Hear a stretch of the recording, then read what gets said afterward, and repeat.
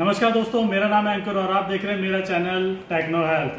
तो दोस्तों आज हम आपको बताएंगे कार्डियक मॉनिटर के बारे में कि कार्डियक मॉनिटर क्या होता है, क्या क्या उसमें फंक्शन आते हैं और उसमें कौन कौन से अटैचमेंट लगते हैं। तो ज़्यादा टाइम लेते हुए चलिए शुरू करते हैं और देखते हैं कि किस तरह से हमारे पास कार्डियक मॉनिटर की यूनिट होती है। ये हमारे पास फिलिप्स का कार्डियक मॉनिटर और अभी इसमें हम डिटेल में बताएंगे कि कैसे ये फंक्शन करता है। तो दोस्तों ये हमारे पास फिलिप्स का एक कार्डियक मॉनिटर। तो आज हम आपको दिखाएंगे कि किस तरह से इसको ऑन किया जाता है, क्या क्या इसमें फंक्शन होते हैं और कौन कौन सी इसमें मेन यूनिट होती है। तो कार्डियक मॉनिटर हमें कुछ इस तरह से देखने के लिए मिलता है। यहाँ पर आपको मिलता है पावर ऑन ऑफ का स्विच, यहाँ पे अलार्म साइलेंट करने के लिए स्विच मिल जाता है। ये होता है जो ब्लू कलर का है, ये बीपी को प्रेस करने के लिए, और ये जो हमें टॉगल करने के लिए स्विच मिल जाते हैं, आप यहाँ से इसको टॉगल भी कर सकते हैं। तो कार्डियक मॉनिटर हमारा कुछ इस तरह से, यहाँ पर आप देख लीजिए, इसको पावर सोर्स से कनेक्ट करने के लिए हमारे पास यहाँ पर एक ऑप्शन पावर केबल मिल जाती है। और आप यहाँ पर देखेंगे तो इसको हम एक्सटर्नल किसी और डिवाइस से भी, मॉनिटर से भी कनेक्ट कर सकते हैं और इंटरनेट से भी इसको कनेक्ट किया जा सकता है। इथरनेट पोर्ट इसमें मिल जाता है और दूसरे डिवाइस को कनेक्ट करने के लिए यहाँ पे VGA पोर्ट मिल जाता है और यहाँ पर USB पोर्ट भी मिल जाते हैं, जिससे कि हम अपने कुछ और डिवाइसेस को इसके साथ कनेक्ट कर सकें। यहाँ पर आप देख लीजिए, यहाँ पर मिल जाता है कि ECG का पोर्ट और यहाँ पर मिल जाता है SpO2 के लिए, और यहाँ पर ये जो है ये है ब्लड प्रेशर को मॉनिटर करने के लिए प्रोब मिल जाती है। और यहाँ पर दो टेम्परेचर प्रोब मिल जाती है। आप यहाँ देख लो, एक नंबर 1 ये है, दूसरी ये है। तो एक हम बॉडी का कोर टेम्परेचर लेने के लिए और दूसरा एक्सिलरी टेम्परेचर को मेंशन करने के लिए यूज कर सकते हैं। तो आप ये देख लीजिए, ECG का जो आपका पोर्ट है तो उसमें केबल हमारी कुछ इस तरह से लगेगी। तो जब भी आपके पास मॉनिटर होगा तो कुछ इस तरह से आपके पास आएगा।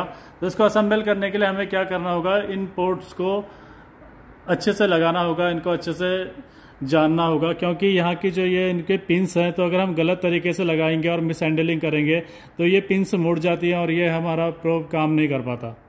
ठीक है। दूसरा आप ये देख लीजिए, ये पिंस भी काफ़ी ज़्यादा पतली पिन है, तो अगर हम इनको भी सही से नहीं लगाएंगे तो ये मुड़ जाएंगी और आपकी रीडिंग नहीं आएगी, आपका प्रोब काम नहीं करेगा। तो इसको मेज़र करना है, आपको ढंग से देखना है कुछ इस तरह से, किस तरह का इसका पैटर्न है। और यहाँ पर आप देख लीजिए कि जो मार्क दिया गया है, ये मार्क आता है नीचे की तरफ, जहाँ पर हमारा ये जो SpO2 का प्रोब है, ये मेरे पास SpO2 का प्रोब है। तो यहाँ पर एक नीचे एक एरो टाइप का मार्क दिख रहा है आपको, ये वाला मार्क लगेगा हमारा इस वाले पॉइंट पे। और ये जो दो लाइंस दिख रही है आपको यहाँ पर, ये दो लाइन यहाँ पर अटैच होनी है, तो सीधे ये फिक्स हो जाएगा। तो इसको जब भी हम अटैच करेंगे तो ऐसे करेंगे कि ये जो एरो वाला मार्क है वो यहाँ पर रहेगा। तो मैं इसको इस तरह से अटैच करता हूँ और आप देख लीजिए ये अच्छे से फिक्स हो चुका है। ठीक उसी तरह से हमारा जो ये ECG का प्रोब है उसको भी ऐसे ही कनेक्ट किया जाएगा। इसमें भी कुछ सॉकेट्स दी हुई हैं, ग्रूव्स दिया हुआ है, और ये पैटर्न इसके साथ हमें मैच करना होता है और फिर हम इस अपना ECG का ये प्रोब अटैच कर लेंगे।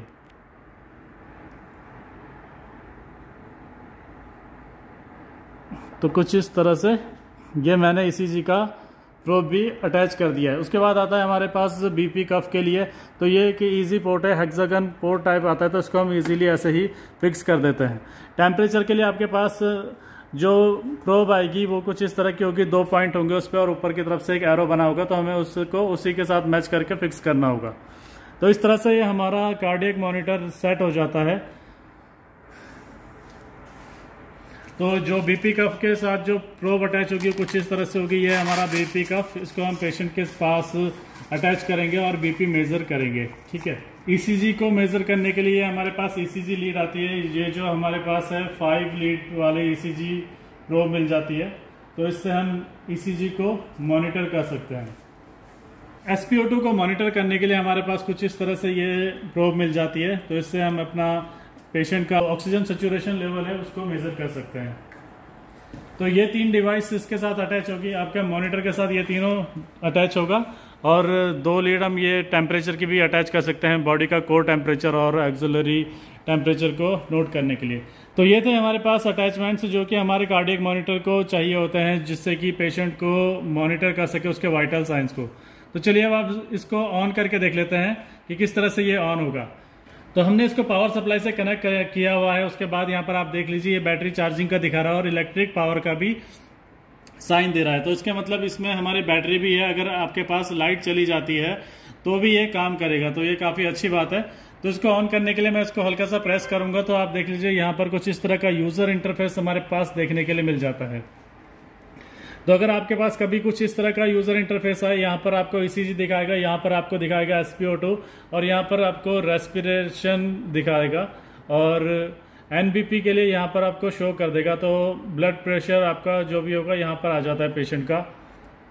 ठीक है, तो ये एक टच पैनल है, तो इसको मैं कहीं पर भी टच करके जो भी मुझको चेंज करना होगा मैं वहाँ से चेंज कर सकता हूँ।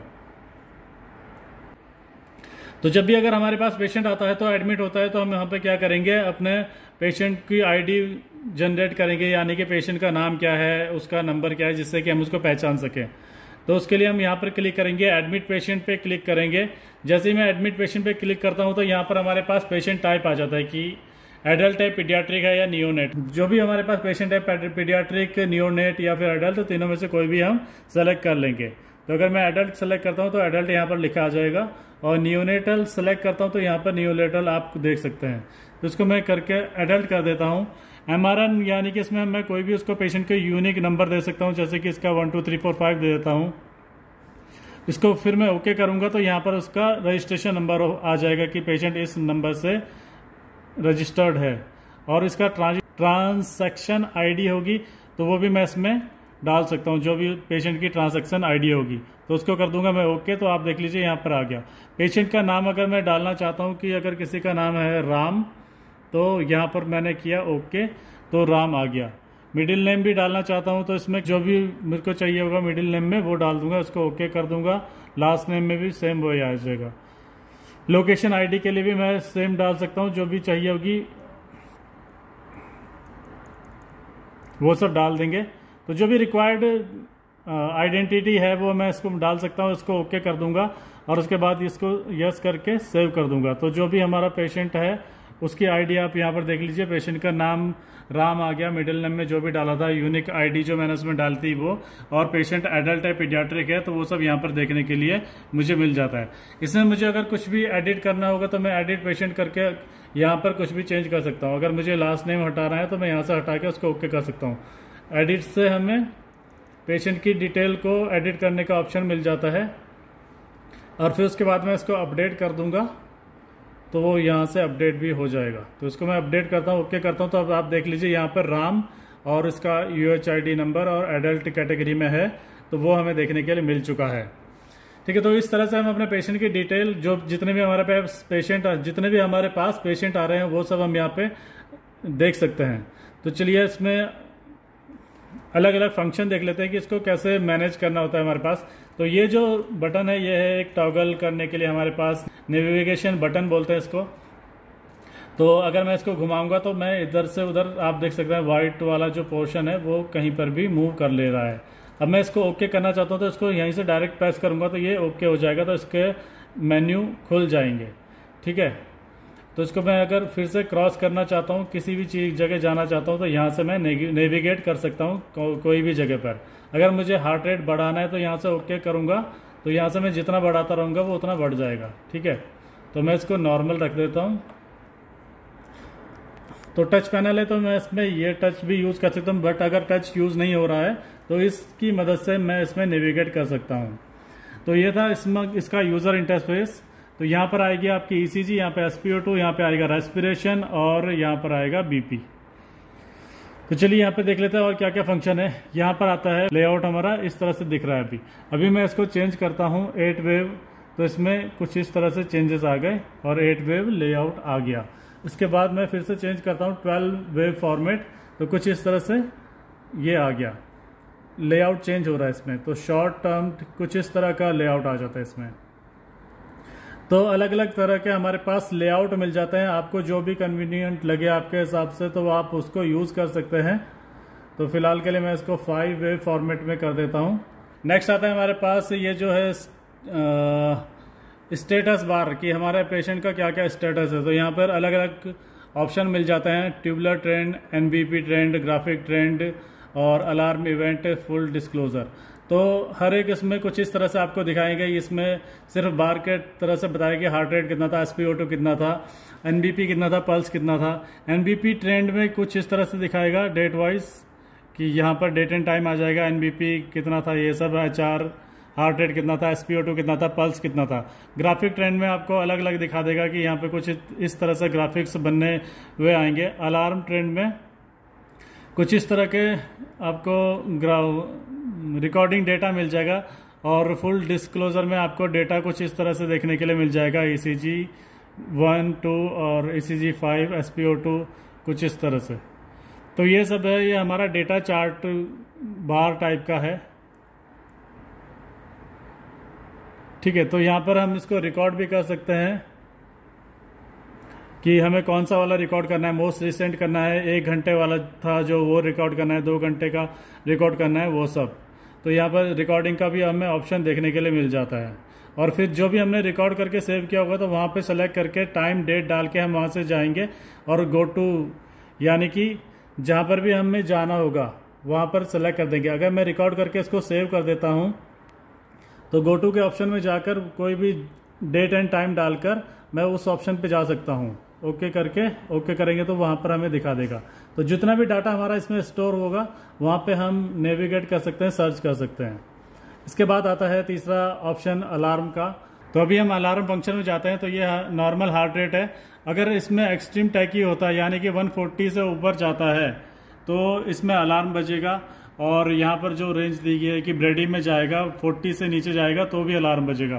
तो इसको मैं सेट कर सकता हूँ यहाँ से। अगर मैं 130 भी करूँगा कि 130 से ऊपर जाएगा तो अलार्म बजे, तो मैं इसको कुछ सेट कर सकता हूँ। तो जो भी मेरी नीड है उसके अकॉर्डिंग मैं इसको सेट कर सकता हूँ। तो पल्स के लिए भी हमारे पास ये ऑप्शन मिल जाता है कि 120 से ऊपर जाएगी तो अलार्म बजे और 50 से नीचे जाएगी तो भी अलार्म बजे। SpO2 का भी देख लेते हैं। तो SpO2 में हमारा 90 से नीचे जो भी जाएगा तो भी ये अलार्म बजेगा। उसके बाद BP में है जो डायस्टोल, अगर 90 से अबव जाता है या फिर 50 से नीचे जाता है तो अलार्म बजेगा। मैप में अगर 110 से ऊपर जाएगा तो अलार्म बजेगा, 70 से नीचे जाएगा तो भी अलार्म बजेगा। सिस्टोल में क्या है कि 160 से ऊपर जाएगा तो अलार्म देगा, 90 से नीचे जाएगा तो भी अलार्म देगा। अगर मैं इसको 140 कर देता हूँ, 150 कर देता हूँ तो 150 से ऊपर जाते ही ये अलार्म देना शुरू हो जाएगा। ठीक है, रेस्पिरेशन की करते हैं तो 30 से अबव में अलार्म देगा और 8 से बिलो जाएगा तो अलार्म देना शुरू हो जाएगा। तो यहाँ पे टेम्परेचर 1 की यूनिट दी है, टेम्परेचर 2 की जो प्रोब यहाँ पर आप देख सकते हैं, 2 प्रोब है, T1 T2। तो इनकी भी जो हमने सेटिंग दी हुई है कि इससे अबव जाए तो अलार्म बजे, इससे बिलो जाए तो अलार्म बजे। तो यहाँ पर ECG को प्रिंट करने के लिए भी हमारे पास ऑप्शन मिल जाता है। यहाँ पर आप पेपर रोल लगा सकते हैं प्रिंटर के लिए, ECG को प्रिंट करने के लिए। तो यहाँ से इसको पेपर रोल लगाने के बाद हमने जो भी ECG ली है तो उसको हम यहाँ से डायरेक्ट प्रिंट कर सकते हैं। नेक्स्ट ऑप्शन आता है हमारे पास होम। होम में ये कुछ लेआउट आ जाएगा और बाकी कुछ पेशेंट की सेटिंग जो हमने यहाँ से क्लिक की थी वही सब यहाँ पर आ रही है। इसमें डिस्चार्ज करना होगा अगर हमें पेशेंट को, तो मैं क्या करूँगा, पेशेंट की जो ID दी हुई है यहाँ पर इसको क्लिक करूँगा, या फिर यहाँ पर एक और मेन्यू आ रहा है हमारे पास पेशेंट वाला, तो डिस्चार्ज पे क्लिक करके उसका जो भी डेटा है वो सब मैं यहाँ से डिस्चार्ज कर सकता हूँ। तो ये ओके करके पेशेंट डिस्चार्ज हो गया। तो अब यहाँ पे देखो कोई भी पेशेंट का नाम नहीं आ रहा है। तो अभी हमारा नया पेशेंट आएगा तो फिर उसके बाद हमें फिर से एडमिट पेशेंट करके फिर से यहाँ पर डिटेल डालनी होगी। तो ये है हमारे पास SpO2 प्रोब जो कि मैंने कनेक्ट कर दिया है। तो इसको पेशेंट के पास कैसे लगाएंगे, अगर आपको किसी भी पेशेंट को ऑक्सीजन सेचुरेशन मेज़र करना है तो इसमें यहाँ पर आप देख लीजिए सेंसर लगा होता है। तो हमें उंगली को कुछ इस तरह से रखना है और जो पेशेंट का नेल होगा उसमें कोई भी नेल पेंट वगैरह नहीं होना चाहिए। तो हमने कुछ इस तरह से लगाया और यहाँ से ये फिर सेंस करना शुरू कर देता है और अपना डेटा इस वायर से मॉनिटर में शो करना शुरू हो जाएगा। तो अभी देखो ये अलार्म बज रहा है यहाँ पर। तो मैं इसको साइलेंट करना चाहता हूँ कि काफ़ी देर से अलार्म बजता रहेगा, टू टू होता रहेगा। तो इसको साइलेंट करने के लिए हम क्या करेंगे, इसको सीधे एक बार प्रेस कर देंगे तो आप देखेंगे कि यहाँ से अलार्म बंद हो चुका है। ये लाइट जो यहाँ पे रेड कलर की जल रही थी वो भी बंद हो चुकी है। तो अभी मैंने ये कनेक्ट कर दिया है अपना उंगली पर SpO2 प्रोब और आप यहाँ पर देख लीजिए 99, 98 ये मेरा ऑक्सीजन सेचुरेशन बता रहा है। और हार्ट बीट आप देख लीजिए कितनी ज़्यादा बढ़ चुकी है। तो अभी मैं BP मेज़र करने जा रहा हूँ किसी पेशेंट का। तो क्या करूँगा, उसके लिए ये जो BP कफ के लिए जो बटन दिया हुआ है ब्लू कलर का, उसको प्रेस करूँगा। ये इसमें BP को मेज़र करना शुरू कर दिया है। यहाँ पर इनका SpO2 शो कर रहा है और यहाँ पर क्या कर रहा है, हार्ट बीट। तो अभी आप देख लीजिए यहाँ पर पेशेंट की रीडिंग आ चुकी है। तो आप यहाँ पर देख लीजिए सिस्टोलिक 112 और डायस्टोलिक 79 और मीन है इसका 90। तो अभी मैं इसको टच करता हूँ तो यहाँ पर हमारे पास एक और मेन्यू बार आ जाता है। तो अगर मान लीजिए मुझे पेशेंट का 4 बार 5 बार या फिर हर 5 मिनट में मेजर करना है तो मैं बार बार इसको दबाकर थक जाऊंगा। तो उसके लिए हमारे पास क्या है कि मैं इसको क्लिक करूंगा, यहाँ पर आता है ऑटो इंटरवल। तो ऑटो इंटरवल अभी ऑफ किया हुआ है, इसको मैं जैसे ही ऑन करता हूँ तो हमारे पास 1 मिनट में, 2 मिनट में, 3 मिनट में, 5 मिनट में, 10 मिनट में, 15, 30, 60 मिनट या फिर 120 मिनट, कुछ इस तरह से ऑप्शन मिल जाता है। तो मैं अगर हर 5 मिनट में पेशेंट का BP लेना चाहता हूँ तो 5 पे क्लिक करके यहाँ पर आप देख लीजिए ऑटो इंटरवल 5 मिनट आ गया है। उसके बाद इसको यहाँ से क्रॉस करके और यहाँ पर एक बार मैं BP को प्रेस कर दूंगा, जहाँ पर अभी यहाँ पे प्रेस लिखा हुआ है। तो मैं जैसे इसको प्रेस करूंगा तो यहाँ पर अब 5 आ गया। तो इसका मतलब हर 5 मिनट में ये BP मेजर करना शुरू कर देगा।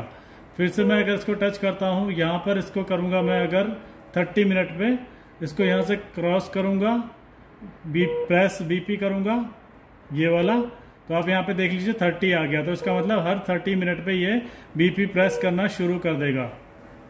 तो ये था कार्डियक मॉनिटर। आपने सीखा कि किस तरह से इसमें फंक्शन होते हैं, क्या क्या इसमें यूनिट्स होती हैं, कौन कौन सी इसमें प्रोब्स यूज होती है।